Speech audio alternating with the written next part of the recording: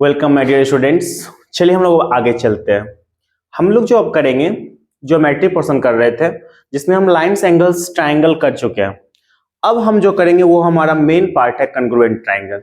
हम ज्योमेट्री का कुछ वीडियो डाले हैं, अब देख सकते हैं, रिकॉल कर सकते हैं, रिवीजन कर सकते हैं। अब जो हम चैप्टर करेंगे वो हमारा है कॉन्ग्रुएंट ट्रायंगल, जो कि क्लास 9th की बहुत अच्छी चैप्टर है और बहुत ज्यादा इंपॉर्टेंट है। आप आइए और देखिए हम कैसे इसको रिकॉल करते हैं कॉन्ग्रुएंट ट्रायंगल्स।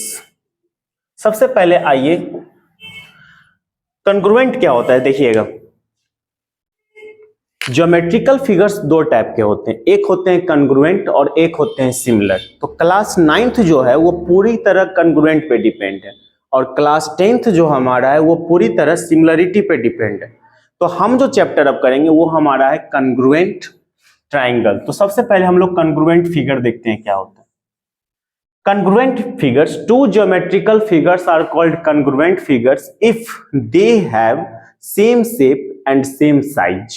जिसका शेप और साइज दोनों बराबर होता है, these figures are called congruent figures. Like देखिए, एक लाइन सेगमेंट है, ये 5 सेंटीमीटर का है, दूसरा भी लाइन सेगमेंट है PQ, ये भी 5 सेंटीमीटर का।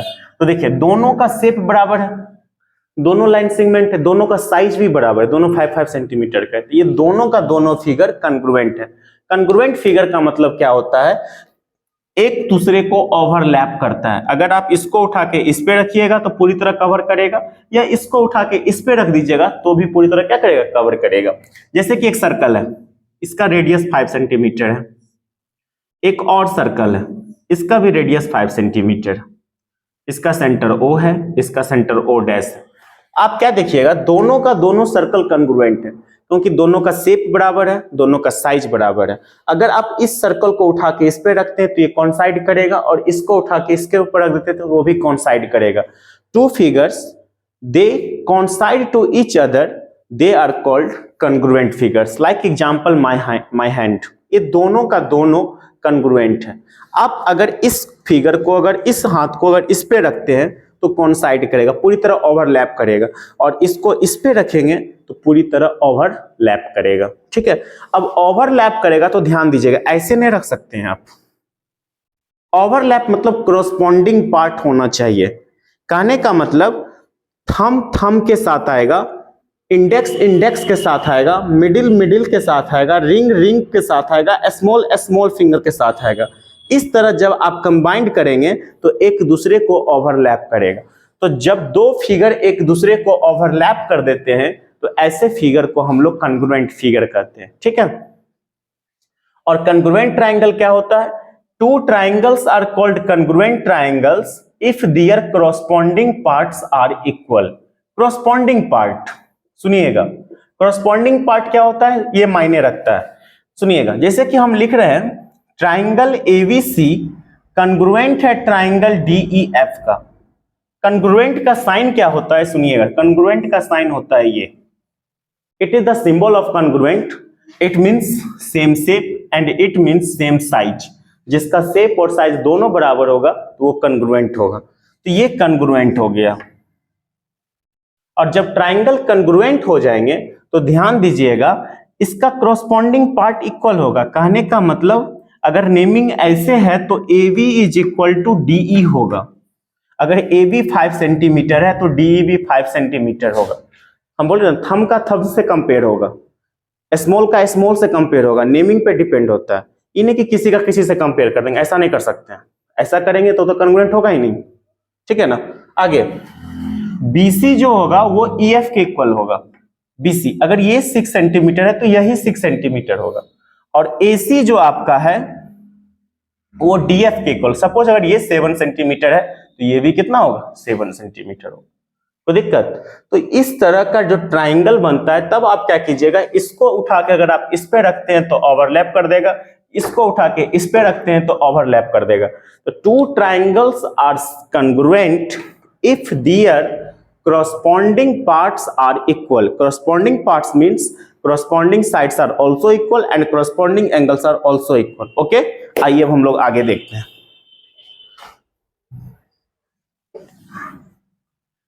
अब जब दो ट्राइंगल कन्ग्रुएंट होंगे तो उसके बीच कन्ग्रुएंट होने का कुछ क्राइटेरिया है। फर्स्ट क्राइटेरिया है SSS, ट्रिपल साइड। दो ट्राइंगल कन्ग्रुएंट होने का क्राइटेरिया है ट्रिपल एस। कहने का मतलब अगर एक ट्राइंगल ये है, एक ट्राइंगल ये है, अगर इस दोनों को कन्ग्रुएंट करना होगा तो अगर तीन साइड आपस में इक्वल हो, suppose ADB is equal to DE है, BC is equal to EF है, AC is equal to DF है, तो कहने का मतलब ये दोनों ट्राइंगल क्या होगा, कन्ग्रुएंट होगा। और कन्ग्रुएंट होगा तो इसके एंगल भी आपस में क्या होंगे, इक्वल होंगे।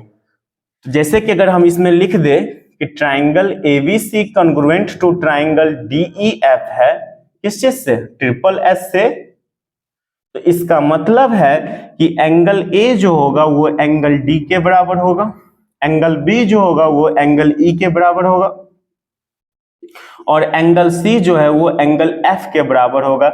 इसको हम लोग बोलते हैं by CPCT, corresponding part of congruent triangle। CPCT का full form corresponding part of congruent triangle। तो दूसरा उसके बाद क्या है, SAS, ठीक है ना। SAS कहने का मतलब दो साइड और बीच का एंगल।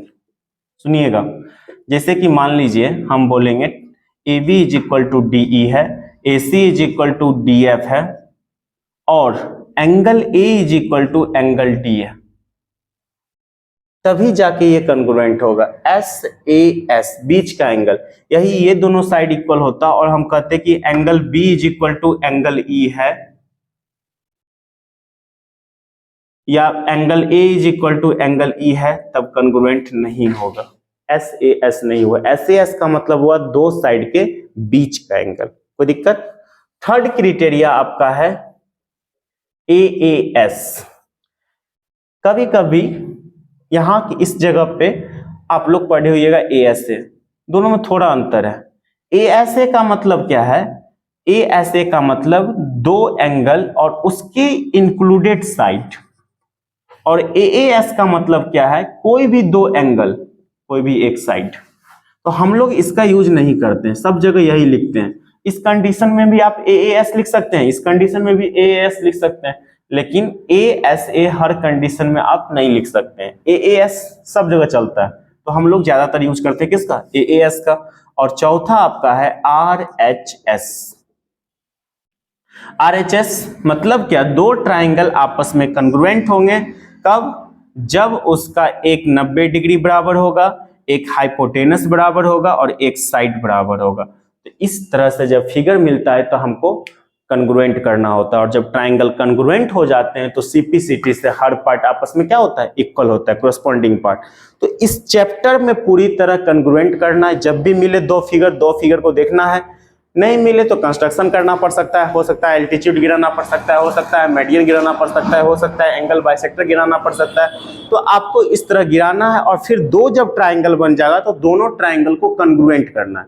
कन्ग्रुएंट करने के लिए या तो आप खोजिए उसमें तीन चीज, ये कुंभ का मेला नहीं है जो आपको नहीं मिलेगा, बहुत छोटा चीज है, बहुत छोटा पार्ट है, तुरंत मिल जाएगा। या तो तीन साइड खोजना है, या तो दो साइड एक बीच का एंगल खोजना है, या फिर दो एंगल एक साइड खोजना है, या RHS राइट हाइपोटेनस साइड खोजना है। ओके, तो इतना चीज हम अगर कर लेते हैं फिगर में तो हमारा काम हो जाएगा। आइए अब हम लोग देखते हैं कुछ इसके रिजल्ट है।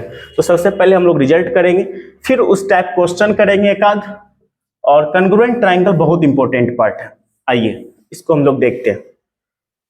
सबसे पहला रिजल्ट इसमें क्या है, आइए हम लोग कुछ रिजल्ट्स के बारे में थोड़ा सा रिकॉल करते हैं, और ये इंपॉर्टेंट सब भी, इसमें से एक दो पूछता भी है। First, if two sides of a triangle are equal then their corresponding angle opposite angles are also equal.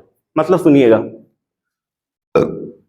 किसी ट्राइंगल में अगर दो साइड इक्वल है, if two sides of a triangle are equal then their opposite angles are also equal। कहने का मतलब अगर ये साइड बराबर है तो ये एंगल और ये एंगल बराबर होगा। ठीक है, सपोज एक फिगर दे दिया, सपोज बोला क्या, एक ट्राइंगल है जिसमें AB AC के बराबर है, कहेगा क्या, एंगल A 50 डिग्री है, तो बी बताइए कितना होगा। तो आपको पता है कि ये दोनों साइड इक्वल है, तो इसका मतलब ये दोनों एंगल इक्वल होगा। इसको x मानेंगे तो ये भी कितना हो जाएगा x। अब आपको पता है कि x plus 50 is equal to 180। अब इसको सॉल्व कर लेंगे। तो इस तरह in a triangle if two sides are equal then their opposite angles are also equal. ठीक, सेकंड आइए इसका converse. If two angles are equal in a triangle then their opposite sides are equal. किसी भी triangle में अगर दो angle equal है base का, तो उसका अपोजिट साइड भी क्या होगा, इक्वल होगा। सब थ्योरम में, सब क्वेश्चन के रूप में हम प्रूफ करेंगे, ज्यादा मुश्किल नहीं है। जैसे आपको यही प्रूफ करना है फर्स्ट नंबर, देखिए क्या करेंगे। क्या क्या दिया हुआ है, A B is equal to A C दिया हुआ है। करेंगे क्या, एक एल्टीट्यूड गिरा देंगे। ठीक है, मेडियन भी गिरा सकते हैं आप, एंगल बाइसेक्टर भी गिरा सकते हैं, कोई जरूरी नहीं है। एल्टीट्यूड गिराएंगे तो देखिए आरएचएस से कॉन्ग्रुएंट हो जाएगा। पहला A B is equal to A C given. Second angle M is equal to angle M 90 degree. Third A M common, तो आरएचएस से कॉन्ग्रुएंट हुआ तो सीपी सीटी से angle B is equal to angle C. जैसे ही triangle आप A B M को congruent कीजिएगा ट्राइंगल ए सी एम का, थोड़ा ध्यान दीजिएगा, नेमिंग सही होना चाहिए। नेमिंग अगर आप गलती करते हैं तो फिर करस्पॉन्डिंग पार्ट आपका गलत हो जाएगा। तो जैसे ही कॉन्ग्रुएंट करेंगे तो angle B is equal to angle क्या हो जाएगा, सी। करस्पॉन्डिंग पार्ट इसी को बोलते हैं। तो ट्राइंगल में अगर दो साइड इक्वल है तो उसके अपोजिट एंगल इक्वल होंगे, अगर दो एंगल इक्वल है तो उसके अपोजिट साइड भी इक्वल होंगे। आइए थर्ड,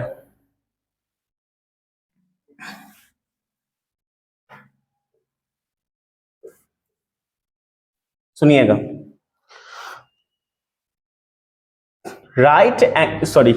इक्विलेटरल ट्राइंगल का प्रत्येक एंगल जो होता है वो 60 डिग्री होता है। ये भी प्रूफ करने वाली बात है। इसमें करना क्या, देखिए ये दोनों साइड इक्वल है तो इसका मतलब ये दोनों एंगल इक्वल होगा। फिर ये दोनों साइड इक्वल है, इसका मतलब ये दोनों एंगल इक्वल होगा। कहने का मतलब तीनों एंगल एक्स एक्स और तीनों का सम कितना 180। दैट मीन सॉल्व करेंगे 60 आ जाएगा। ठीक है, आगे देखिए फोर्थ नंबर। किसी भी ट्राइंगल में if a median is drawn to any one side of a triangle, ये बहुत इंपॉर्टेंट क्वेश्चन है, सुनिएगा। किसी भी ट्राइंगल में अगर, इससे पहले एक और दूसरा देखिए, हम इनइक्वालिटी के पर आगे पहले शुरू से इनइक्वालिटी को देखते हैं। फोर्थ नंबर देखिए पहले, कि किसी भी ट्राइंगल में दो साइड का सम तीसरे से बड़ा होता है। The sum of any two sides of triangle is greater than third side. This is the also most important part, कि किसी भी ट्राइंगल में दो साइड का सम या तो ए बी प्लस ए सी बड़ा होगा बी सी से, या फिर A B plus B C ये बड़ा होगा ए सी से, या फिर बी सी प्लस ए सी ये बड़ा होगा ए बी से। Next, in a triangle the difference of any two side is less than the third side. किसी भी ट्राइंगल में दो साइड का डिफरेंस तीसरे से छोटा होता है। सम जो होता है ना वो मतलब तीसरे से बड़ा होता है, और डिफरेंस जो होता है ना वो तीसरे से क्या होता है, छोटा होता है। तो इस तरह का है। उसके बाद आपका क्या है कि if a median is drawn then condition क्या है, the sum of any two side of a triangle is greater than twice the median drawn to the third side। Most important है ये पार्ट, ये 10th में भी use होगा। किसी भी ट्राइंगल में दो साइड का सम तीसरे साइड पे खींचे गए मीडियन के ट्वाइस से बड़ा होता है। ये भी एक अच्छा क्वेश्चन है। तो मतलब theorem result as a result. तो इस तरह जो आपका थ्योरम क्वेश्चन है, रिजल्ट है, कॉन्ग्रुएंट करना है। कॉन्ग्रुएंट करने के लिए तीन चीज को देखना है, कोई बड़ी बात नहीं है, तीन चीज आप खोज सकते हैं। कॉन्ग्रुएंट कीजिए, हर टाइप से बनेगा। इनइक्वालिटी आपका डिलेटेड पार्ट भी है, कवर करने की इच्छा हो तो कीजिए, अदरवाइज आप लीव भी कर सकते हैं। तो हम लोग एक एक क्वेश्चन करेंगे, रिकॉल करेंगे, देखेंगे कि किस टाइप का क्वेश्चन रोटेशन होता है और कैसे बनता है। तो आइए सबसे पहला क्वेश्चन हम लोग करते हैं कि अगर दो साइड इक्वल है तो उसका अपोजिट एंगल इक्वल होगा। पहले वो करते हैं, ये बहुत इंपॉर्टेंट क्वेश्चन है। If two sides of a triangle are equal then their opposite angles are equal. This is the most important question for the view of examination. आइए हम इसको देखते हैं। दो साइड इक्वल है तो गिवन में दिया हुआ था, थोड़ा लैंग्वेज लिखना जरूरी है। अगर आप लैंग्वेज लिखते हैं तो अच्छी बात है। मैं आपको थ्योरम प्रूफ में बताया था, जब भी आप लिखिए पहले गिवन लिखिए, फिर टू प्रूफ लिखिए, फिर कंस्ट्रक्शन हो रहा है तो लिखिए, फिर आप प्रूफ कीजिए। तो इन अ ट्राइंगल एबीसी इन विच, जो दिया हुआ है सिंपल लैंग्वेज में लिखिए और ताकि अगला भी समझे, आप भी समझ सके। A B is equal to A C, तो प्रूफ करना है A B is angle B is equal to angle C. Construction, या तो आप एल्टीट्यूड गिरा लीजिए या तो मेडियन गिरा लीजिए। मेडियन गिराइएगा तो ट्रिपल एस से कंग्रुएंट होगा। जैसे देखिए मेडियन गिराते हैं तो मेडियन का काम क्या होता है, बेस को बाइसेक्ट करना, तो वो ट्रिपल एस से कंग्रुएंट होगा। एल्टीट्यूड गिराते हैं तो आरएचएस से होगा। अगर आप एंगल बाइसेक्टर गिराते हैं तो एस ए एस से होगा। तो हम एल्टीट्यूड ही गिराते हैं, कुछ भी करके ड्रॉ कर सकते हैं, जरूरी नहीं। देखिए लिखेंगे draw A M perpendicular to B C. Simple है प्रूफ। दो ट्राइंगल बना, इसको कंग्रुएंट कर लीजिए। एक ट्राइंगल ए बी एम और triangle A C M. Naming सही होना चाहिए। अगर आपने नेमिंग गलत किया तो आपकी सारी मेहनत बेकार है, फिर आप करस्पॉन्डिंग पार्ट कर ही नहीं पाएंगे। ये नहीं कि किसी का किसी से कंपेयर, ऐसा कोई रूल नहीं है। पहला तीन चीज खोजना है, A B is equal to A C given. दूसरा A M is equal to A M common, and the third angle M is equal to angle M 90 degree. तीन चीज ये लिखिए या ना लिखे, जरूरी नहीं कि 1 2 3 लिखिए, लिख भी सकते नहीं भी लिख सकते, लिख दिए तो ज्यादा अच्छा रहेगा ताकि आपको पता चला तीन चीज मिल चुका है।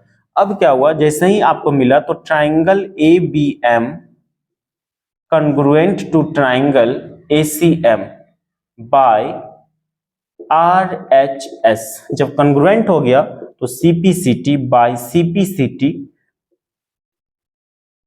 CPCT angle B is equal to angle C. That is the proofing. Okay, हम लोग फिर आगे के वीडियो में नेक्स्ट करेंगे क्वेश्चन का टाइप। इसमें बहुत सारा क्वेश्चन है तो हम लोग कुछ इंपॉर्टेंट क्वेश्चन करेंगे जो एग्जाम के व्यू से हो, और फिर देखेंगे क्या है। आप लोग घर पे प्लीज प्रैक्टिस कीजिए, डिवीजन कीजिए, chapter wise types of question कीजिए और कोशिश कीजिए कि हमारा एग्जाम बेस्ट हो सके और प्रिपरेशन अच्छा होना चाहिए। इसके लिए आपको जितना मेहनत करना चाहिए कीजिए, ठीक है ना। रेस जो होता है ना उसमें वही जीतता है ना जो दौड़ता है, ये हमेशा याद रखिएगा। आप दौड़िएगा तभी जीत पाइएगा, और मंजिल उसी को मिलता है जो रास्ता तय करता है, सबको नहीं मिलता है। आप चलिएगा तभी कुछ हो सकता है, नहीं चलिएगा तो क्या होगा, बैठने से कुछ नहीं होता है। तो इसलिए आप लोग थोड़ा सा कंटिन्यूटी रखिए और मेहनत कीजिए, खुद को जगाइए, इंप्रूव कीजिए। यू आर द बेस्ट, ये हमेशा ध्यान रखिएगा। आप बेस्ट हो, बस खुद को देखिए कि हम कर सकते हैं, बिल्कुल कर सकते हैं। आप एक बार सोचेंगे तो 100% कर सकते हैं, ठीक है ना। मेहनत से ही सब कुछ होता है। आप मेहनत कीजिए, आगे बढ़िए। ओके, तो प्लीज कंटिन्यूटी के साथ आप लोग पढ़िए और सारे चीज को रिकॉल कीजिए, क्योंकि एग्जाम बहुत नजदीक है आपका, ठीक है। और अभी का मेहनत ये बेस है। बेस अच्छा होगा ना तो आप कोई भी पिलर, कोई भी मकान कर सकते हो, क्योंकि आप 9th 10th तक आपकी जो पढ़ाई है 8th से 9th में आने के बाद थोड़ा जंप हुआ है, सिलेबस थोड़ा जंप हुआ है, लेकिन आफ्टर 10th बहुत ज्यादा जंप होगा। तो उस समय लोड नहीं ले पाइएगा। जब आप अगर अभी से बेस कमजोर हो जाएगा तो बहुत ज्यादा लोड होगा। जितना आप मैथ 1 to 8 में करके आए, 9th में देखिए कैसा आपको मिला, 11th में आइएगा फिर बहुत ज्यादा हो जाएगा। बायो लेते हैं तो साइंस बहुत ज्यादा हो जाएगा, जो भी है लेकिन ज्यादा होगा। आर्ट्स लीजिएगा, जो भी लीजिएगा सिलेबस बहुत ज्यादा होगा। तो अगर आपका बेस यहाँ ठीक रहा then you can load more and more. Okay, तो अब आप लोग मेहनत कीजिए और कंटिन्यूटी के साथ जो ही मिले घर पे क्वेश्चन कीजिए। कभी एनसीईआरटी बनाइए, एग्जाम्पलर बनाइए, या फिर जो भी मिलता है उसको कीजिए। बस कंसेप्ट हर चैप्टर का रखिए और आगे बढ़िए, ठीक है। Thank you so much. Please like share subscribe जरूर कर दीजिएगा। Thank you so much. जितना हम मेहनत कर रहे हैं आप लोग भी करिए, ठीक है। Thank you so much.